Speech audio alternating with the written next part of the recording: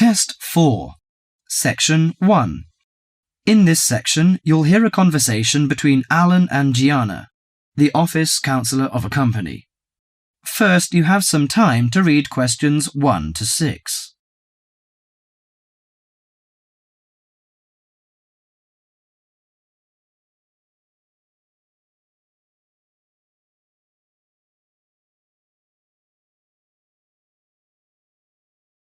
Now listen to the conversation and answer questions 1 to 6. What's up, Gianna? You look like you're in bad shape. Yes, maybe I'll get sick leave from the boss and finally catch up on some sleep. I've barely eaten and slept in days. Those are warning signs of occupational stress. How are things at work? Terrible. After all the layoffs lately, the workload is totally overwhelming for everyone that's left. So I spend every waking moment in the office. I'm kept busy all the time. So you need to take a few minutes break every so often to clear and refresh your mind. But my boss will complain I'm not hard-working. She's so capricious that you can't predict her reaction sometimes. Maybe your boss just doesn't have a clue about how much you're really doing. Keep her updated on your achievements and projects. Also insist that she prioritize everything so you can manage your time better. That's right. I suppose that would help me regain some sense of control, but I'm afraid that she'll take that as a sign of laziness and give me the axe. So take the initiative and hit the job hunting trail now. You'll be surprised at how many opportunities are out there. That's encouraging. Anyway, you should cheer up and get rid of the situation. You know, according to a survey, about 40% of all people find their work very stressful, and 25% develop mental or physical diseases.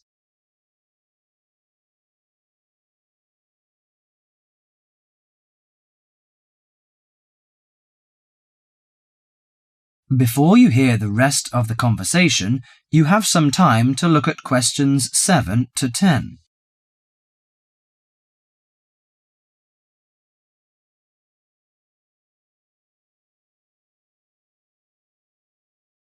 Now listen to the conversation and answer questions 7 to 10. So serious? I didn't know that. How do the problems start? You know, they start when conflicts at work induces stress. Your body reacts by flooding the bloodstream with hormones that tense up your muscles and increase your blood pressure. This is meant to save you in a fight or flight situation, but leads to a host of illnesses, ranging from insomnia and headaches to heart attacks, when it occurs regularly over an extended period of time.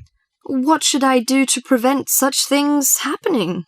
Well, most occupational stress is attributed to a recognized lack of control. You should act in advance to relieve the problems. For example, you should actively pursue career opportunities rather than quietly worry about getting fired.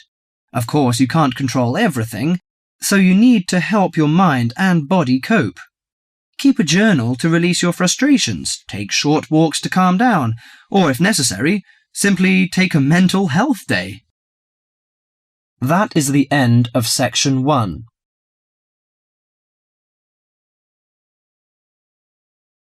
You now have half a minute to check your answers.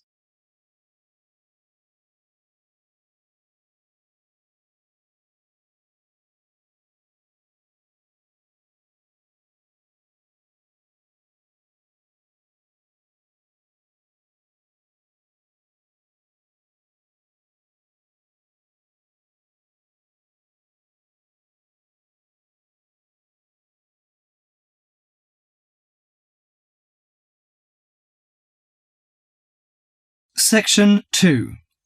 In this section, you'll hear a monologue about a guided tour to London. First, you have some time to read questions 11 to 21.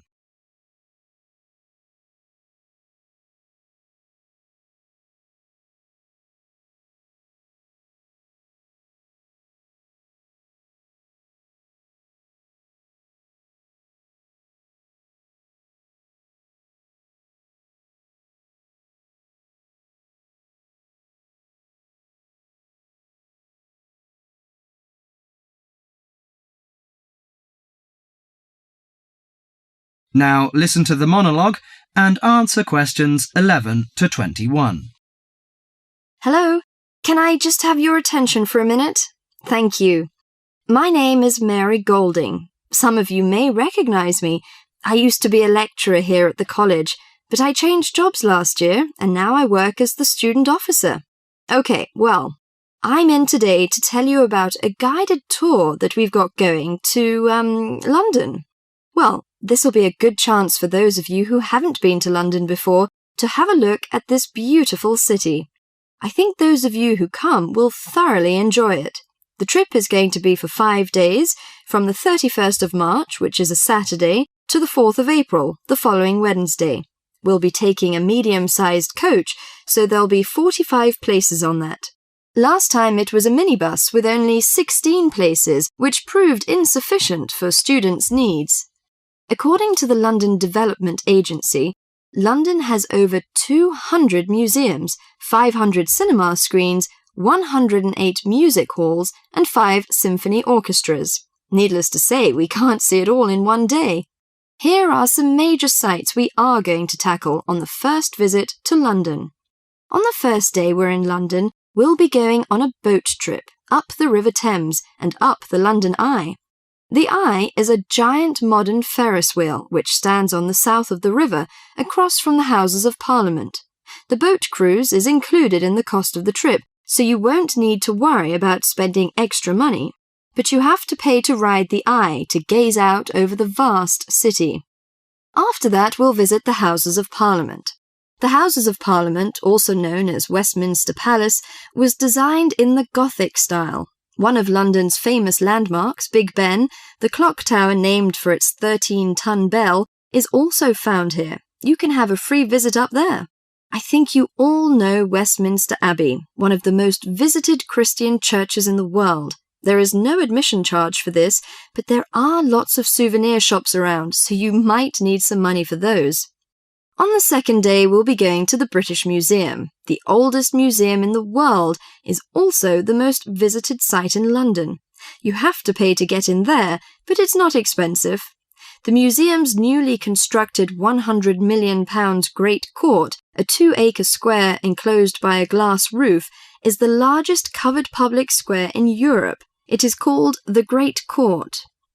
On the third day, you'll be free to do whatever you like. Personally, I recommend the Natural History Museum. It has over 68 million specimens. Fun exhibits include the Blue Whale exhibit, Rainforest Gallery, Earthquake Experience, and dinosaur displays. The Globe Theatre is a place worthy of visiting. The original Globe Theatre, where actors performed William Shakespeare's plays, burned down in 1613. The newly reconstructed Globe, however, copies original drawings of the 16th century's building's details and uses many of the same techniques and materials. Theatregoers can see performances of Shakespeare's plays, such as Romeo and Juliet and Much Ado About Nothing. If you'd like, can you sign up on this form on the student notice board by Friday? It'll be first come, first served. That is the end of section 2.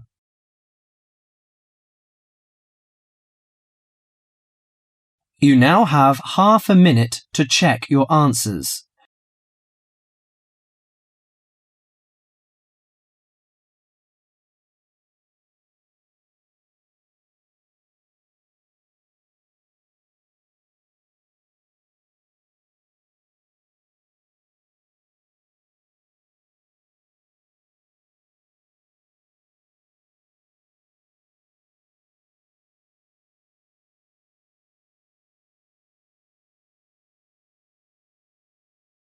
Section 3. In this section, you'll hear a discussion about how to manage time. First, you have some time to read questions 22 to 31.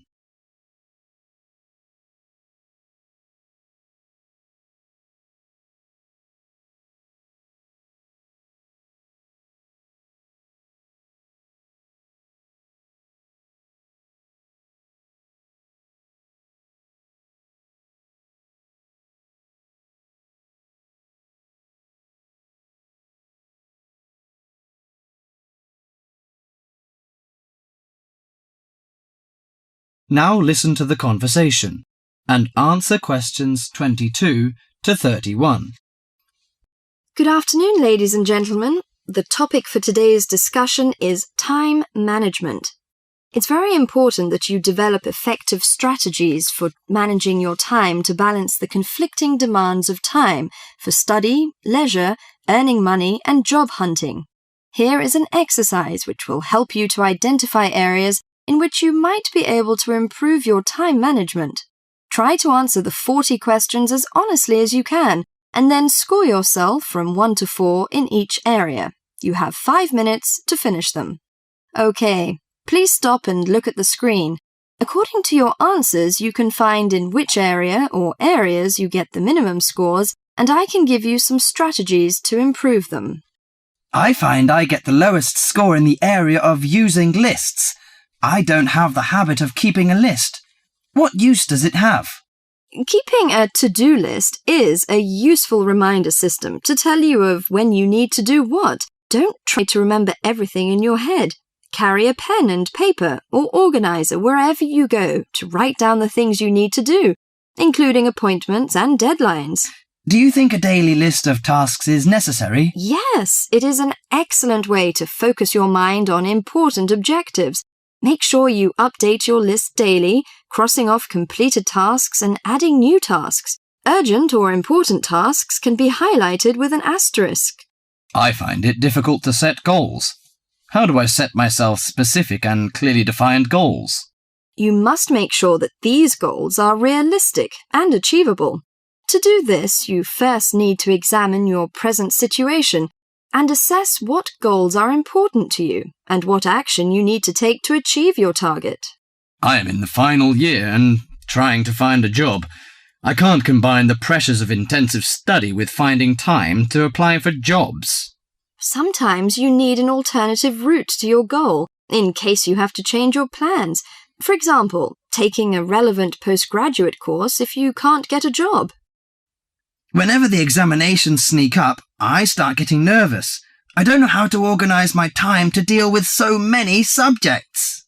You should have a regular venue for revision, such as the library, where you're free from distractions.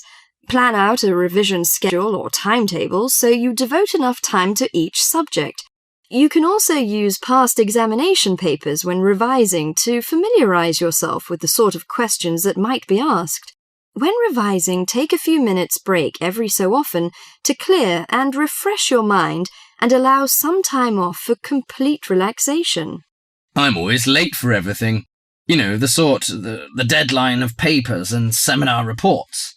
Sometimes I cannot make decisions immediately, so I ignore them on purpose. So you fall into the area called procrastination. I think it's important that you manage your fear of doing things you don't want to do, and realize that the fear is often far worse than any possible negative results. The best time to do something is usually now.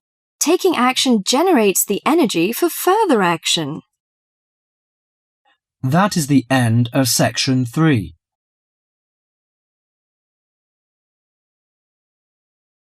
You now have half a minute to check your answers.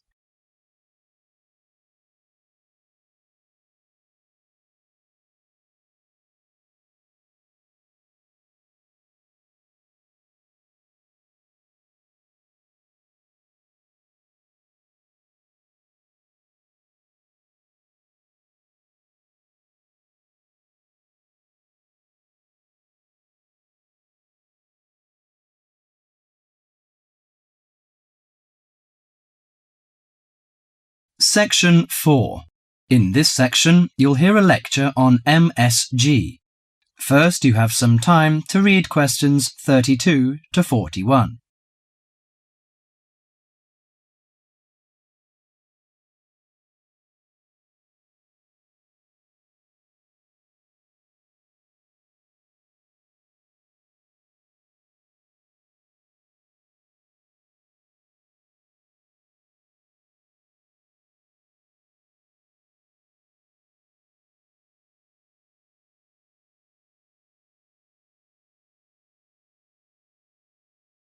Now listen to the conversation and answer questions 32 to 41.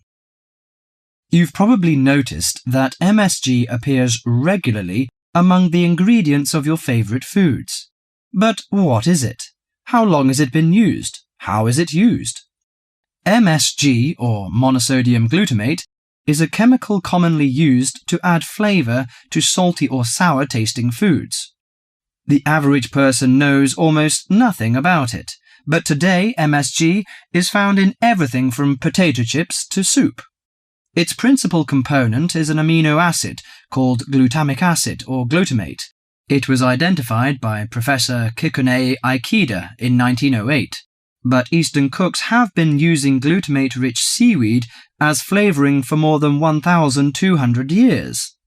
Glutamate is found in two forms: bound glutamate, which is linked to other amino acids forming a protein molecule, and free glutamate, that has no link to protein.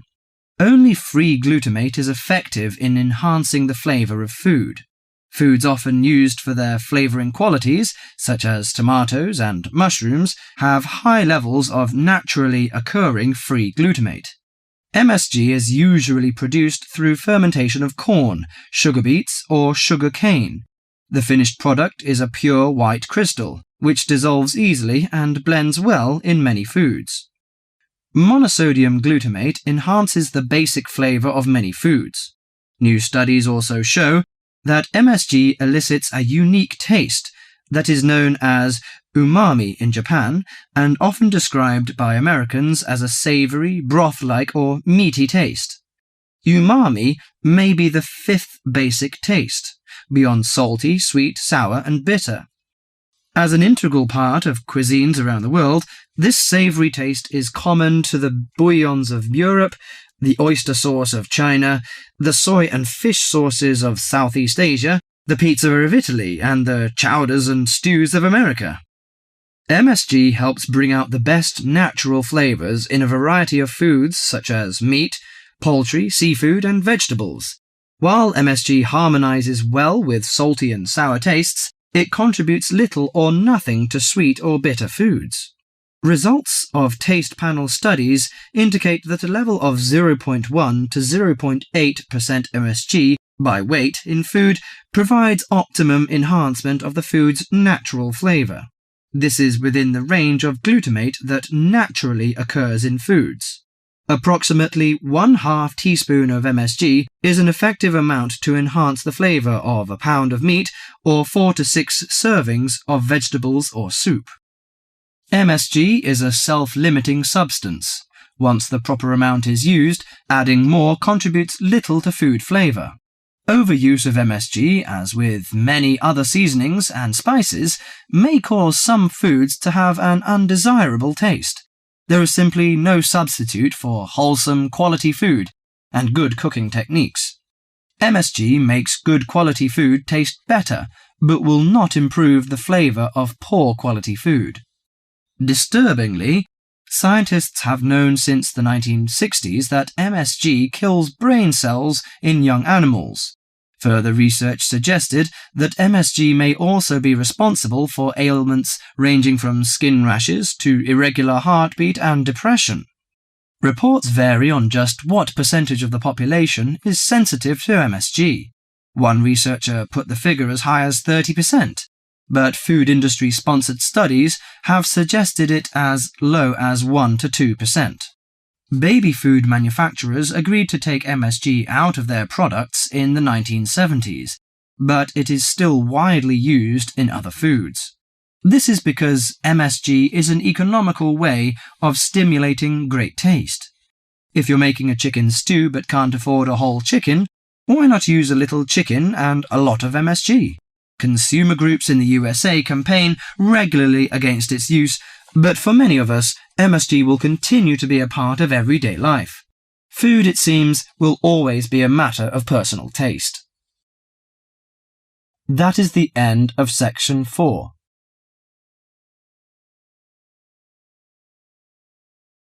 You now have half a minute to check your answers.